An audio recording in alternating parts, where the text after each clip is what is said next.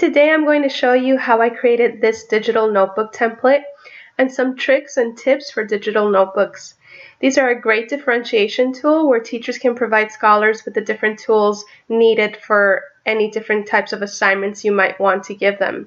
You can embed videos or portions of a video into the digital notebook, or even allow your scholar to share their learning through a variety of ways through video, audio, pictures, drawings, and interactive activities. So let's get started. This is an interactive digital notebook that I previously created. As you can see, I have 4 tabs here showing example activities that you can try to modify for your own class. And I want to show you how I would get started with this cover page. So you want to use either Google Slides or PowerPoint, whatever you can do in Google Slides, you can also adapt and use with PowerPoint. I prefer Google Slides in this case. It's a little bit more flexible in terms of sharing the presentation with your scholars, but it can also be done through PowerPoint if you choose to use that platform. So go to Google Slides. We start with a brand new blank presentation. And we need to work in the master view. This is the original view. You need to go to view and select master. Everything that we do inside the master view cannot be edited by the students, so it's anchored to this slide or to the page. And whatever you would like the students to be able to move around, you can do in the regular view. In this master view, you'll see that there are multiple slides. So what I'm going to do for our presentation is I'm going to go ahead and select the slides that we don't need and delete them. Okay. So now we have just one slide, and I like to begin by going ahead and deleting whatever text boxes are on this slide by selecting and just pressing delete. Now we have a blank slate. I like to use the default size, which I believe is 16 by 9, and I like to use half a journal cover for my format layout. This is completely up to you. You might want to make it look like an 8.5 by 11 page and use the whole journal. In my case, as you see, I just use the top half of a journal. And you can go to Google and do a search for clip art images. In my case, I actually already have the images saved to my laptop. So I'm going to go to Insert, Image, and Upload from the computer. And I have a couple of journals here. Let's select the purple journal since the other one was done in blue. We'll use the purple one for differentiation. And go ahead and actually double click on that if you want to crop it a little bit, and then drag the corner to make it larger. Just move it and drag.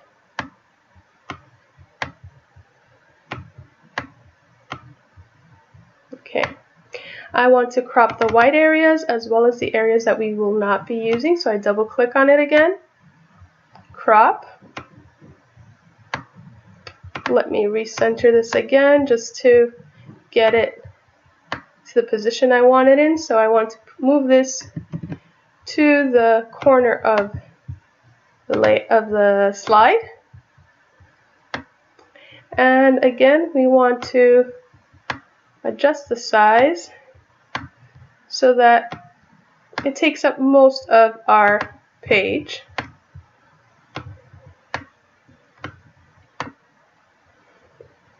Leaving enough room for the tabs. So I'm just going to go ahead and get a little larger, move it over here. This is more or less the amount of space I want to leave for my tabs. Go ahead, stretch this out. Make sure that your label that says composition fits, so we're going to make it just a little smaller in this direction. And now it should fit. At this point, we crop the extra area that we do not need at the bottom. And now we have our cover page, our composition notebook cover. Here is where you want to insert an area for your students to type their name. Now remember what I said, that whatever you do on the master slide, that you don't want your students to move around, you do it on the master slide. When it comes to text boxes, if you use a regular text box, that cannot be moved or edited by your student on the regular slides if you do it on the master slide. However, if you use a title placeholder, that is something they can edit. So let's start with a text box. And over here, I'm going to just put the word name.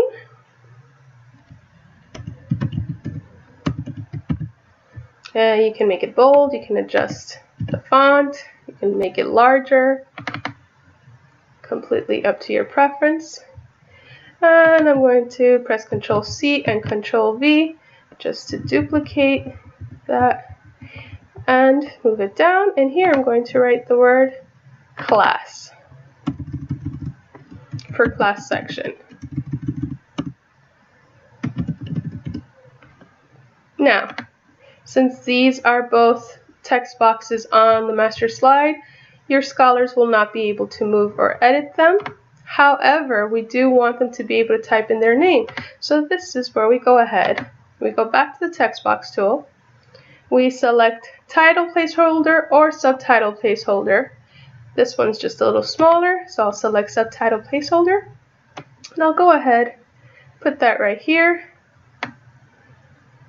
And I will press Ctrl C and Ctrl V and duplicate it. Slide it down here. And in these boxes, your scholars will be able to go ahead and type their names. So if you go to the regular view outside of master, and you click right here, your student can type their name. But they won't be able to edit the name or the class label that you created in the master view. Let's go back to the master view now. So in the completed journal that I previously prepared, you see that I have tabs 1, 2, 3. You can separate your journal into units. You can separate it into pages. You want to keep in mind that you don't want to make it too large or too heavy of a file. So try not to make it a journal for the whole chapter. You want to break it down into smaller sizes so that the files won't be too heavy. So in order to create these tabs, I'm going to go here. We can go to shapes. Select this shape that looks kind of like a tab. Go ahead and draw it. And this little toggle tool up here, this little circle, allows you to rotate it. I'm going to rotate it 90 degrees and fill it with a color of my preference. Let's say we're going to do this one green. No outline. I'm going to right click on it and press select format options, put a drop shadow, and adjust the angle of the drop shadow and the distance.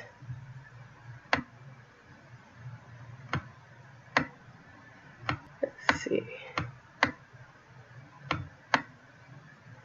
I think I like this. Okay, let's take a look at this. Now that's my first tab. It has a drop shadow, and I'm going to go ahead and label that tab by putting a text box on it. And we want the text box to be clear, no fill colored, no background. And we're going to rotate the text box so that we can write page 1 on it.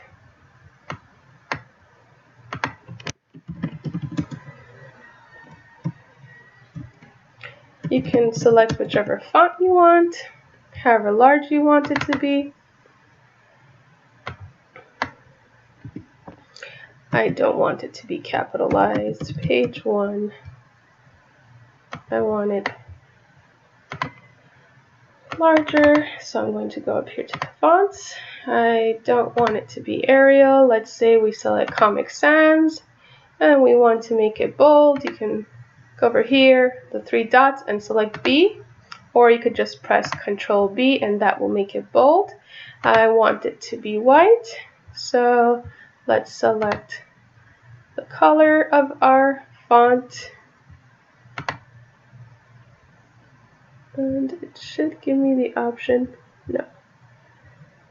Let's see.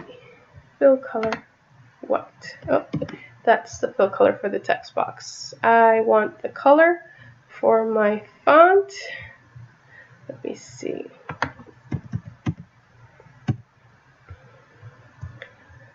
Ideally, it should have allowed me to change the color of the font.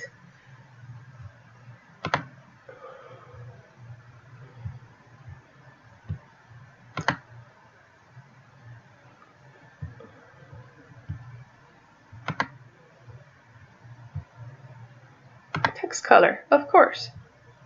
Text color. There we go. Okay, now we have our completed tab, but as you see, it appears in front of our cover. We want to move it back. So we're going to select this tab, including its shadow, by clicking off to the side and dragging over it. And now we're going to press Control Shift and the back arrow, and that will send it to the back. Take a look at it. And I don't like how the word is hidden, so I'm going to select it again. And I'm going to shift it to the right by 1 time. And now I like how it looks, except that my drop shadow seems to be off. So what I'm going to do in this case is enlarge my tab by moving the text box aside for a moment. Make my tab a little wider. I'm going ahead to move my text box back up. This should hopefully solve the problem.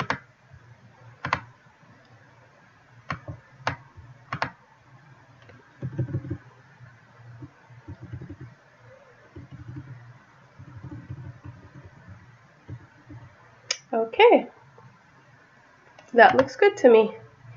Now what we want to do is we want to duplicate this tab for as many tabs as you'll be using. So once again, drag over the whole area, press Control C and then Control V, and that will duplicate it. You can drag it down to the position you want it to be in, and it moved a little too far down.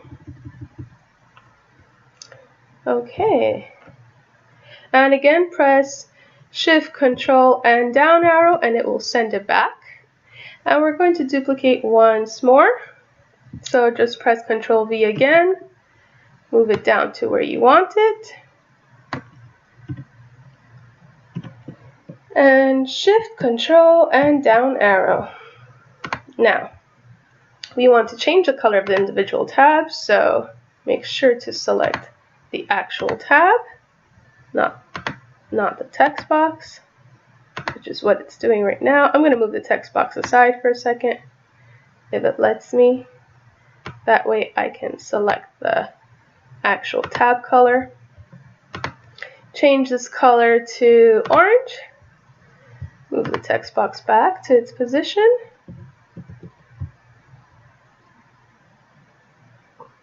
We need the little 4 crosshairs. You can use your arrow once you've selected it. And the same, well, while we're here, let's change the page number to page 2. And then do the same here, change this to page 3. Move the text box aside for just a moment, change this color to, say, pink. And move this back up. Oops. Select your text box here and move this back up. Now we have our 3 tabs. We have our journal color, and we're ready to create our pages. In order to create pages, you need to go ahead and press this plus symbol. And let's go to our page. Let's delete this text box by selecting it and just pressing delete. And now we want to insert something that looks like a journal page. So I'm going to go ahead. You can go on Google, search for the one you like the most. I think I have one saved to my computer, so I'm going to upload it. I'm sorry, let's go here. We go to Insert, Image, Upload from Computer, and lined paper. And I'm going to go ahead, make it bigger, leave some space for your tabs.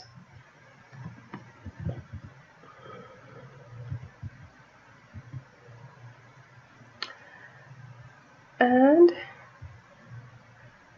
try to line it up more or less to where the end of your notebook cover was before.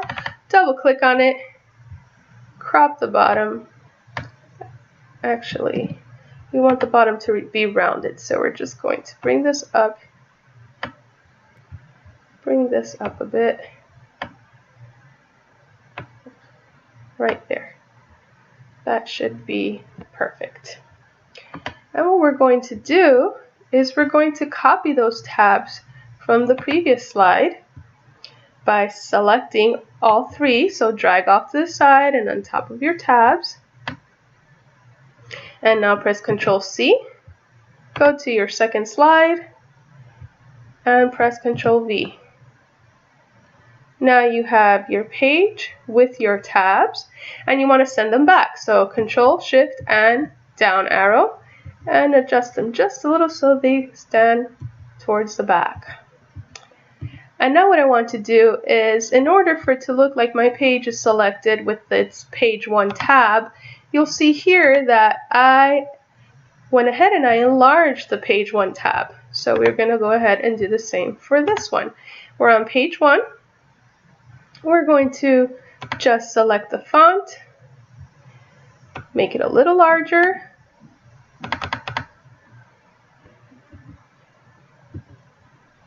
move it over to the side so that it fits nicely in your tab. And in this case, we're going to bring this tab forward. So click off, select this tab, and press Ctrl Shift and, oops, I'm not selecting the correct tab. Drag over this tab and select Ctrl Shift and up arrow, and that will bring the tab forward. Now it looks like I'm actually on the page for page 1. And you're going to do the same thing for page 2 and page 3. Now, in order to import these pages to your actual presentation, you're going to go to this slide over here, go to this little arrow, and select the page you just created. Now you have your cover page and your page 1. What we want to do is go back to the master, so go to View and Master, and now we want to link the tabs to the actual pages. So in order to do that, we want to be able to click on this tab and to have it take us to actual page 1, and so on and so forth for the other 2 tabs. I'm going to show you how to do it for this first page, and then I'll show you how I did it on my finished example. So here we'll go ahead and insert an invisible shape. To do that, we select the rectangle tool, draw a rectangle over our tab, and select transparent for the background color and transparent for the line we don't want a border. And now we're going to press Ctrl K and select the slide you want this tab to link to. So I want it to link to the second slide because that's my actual page 1 after the cover. So we're going to select slides in this presentation and select slide 2 because slide 2 is the first page. Our cover is slide 1. Page 1 is actually slide 2. So I want it to link to slide 2. Press apply. And now if you go to present and you see the cover page and you click on this tab, it will take you to the first page. And on this first page, You can put whatever activities you want. You can do the same for the second page and third page. So now I'll exit this and take you to my actual example here, my finished example, and I'm going to go to the actual presentation to show you how it works. Here I have 4 pages. They're all linked to their individual slides. Here I have a location for my Greek students to write their names and class sections, and I'm going to click on page 1. So page 1 has an editable text box, which the students can type the date, because that was actually covered in the lesson. And this activity is based on the new vocabulary that was taught in that lesson. And then if you click on the tab for page 2, it is linked to the second page, and the tab for page 3, and then the tab for page 4. Now, if I can make this just a little smaller so you can see what I'm talking about. Let's see. I want you to be able to see that all the way on the bottom, I have a button that lets me click on it and takes me back to the front cover. But I don't think you can see it because it's not in the recording area. But I will show you it on the demonstration page. So on this last page, I had inserted an extra little button that says close. When the scholar clicks on this button, if I click on this button, it actually is linked to the cover page, and it will close your journal. Now, in order to make this digital journal something that can be a tool that is very helpful for your students, you have to gauge what activities you want to choose in order to engage your scholars in higher order thinking. So you want to specifically lean towards activities that allow them to do analysis and synthesis, depending on the age group and the lesson you are teaching, of course. This can also be used as a perfect portfolio tool to combine the scholar's notes, which is their input, and combine it with their creation, which would be their output. And they could easily duplicate and combine these slides from their digital notebooks to create a portfolio. And it's also a good alternative assessment for you as a teacher. So it provides a lot of flexibility. And as you'll see here, I created my first page to have a vocabulary activity. Since I teach Greek language for second graders, I want them to be able to match the word to the actual image. So down here I created vocabulary, which they can drag. Now, since they can drag this, that means I inserted these text boxes on the actual presentation slide and not on the master slide. If we go to View, Master, you do not see those text box images down here. So I went outside of Master,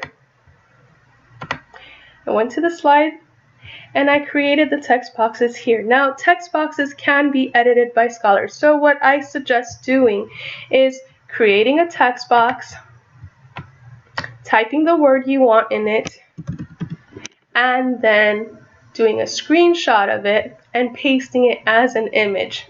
That way, your scholar cannot edit that word. Now, these are going to be images, and they can drag and drop them next to the image they correspond to, and they can go ahead and match the vocabulary to the word. This is a little interactive activity that they can do to help them learn the vocabulary, which supports the learning that we did for the lesson of that day. So I'm just going to do Control-Z to put this back to where it was.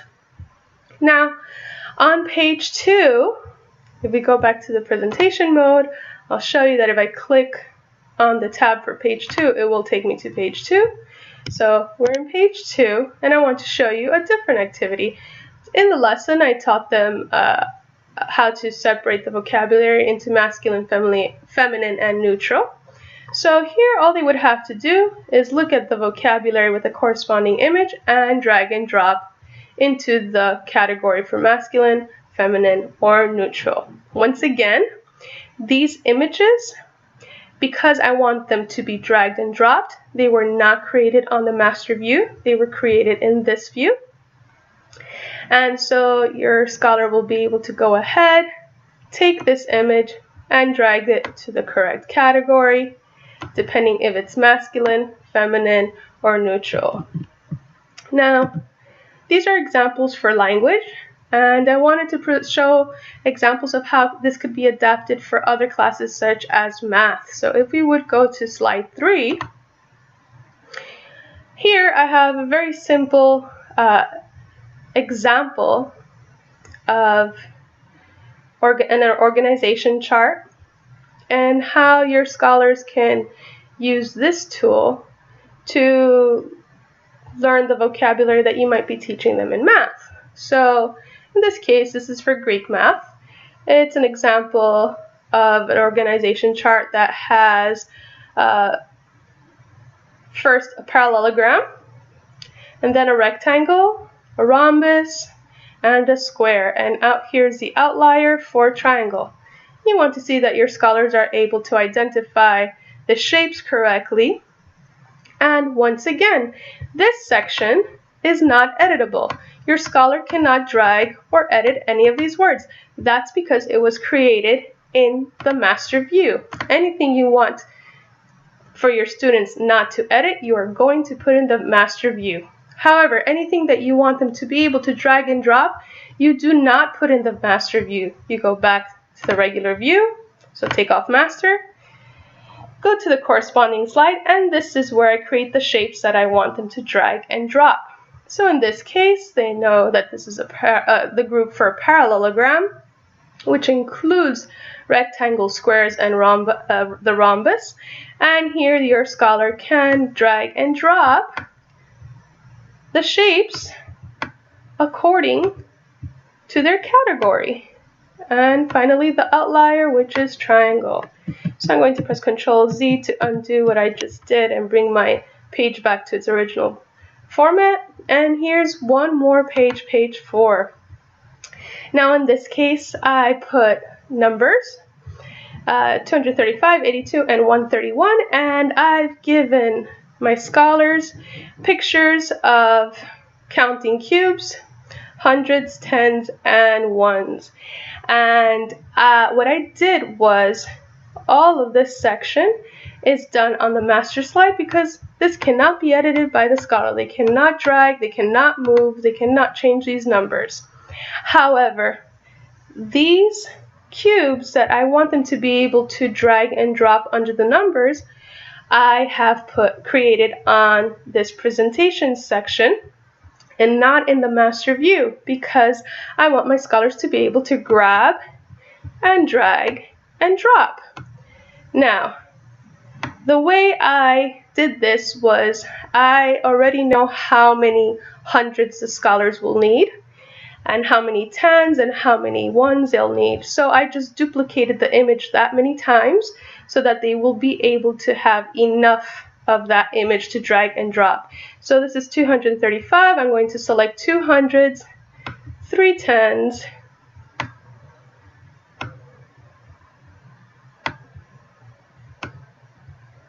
and 5 ones.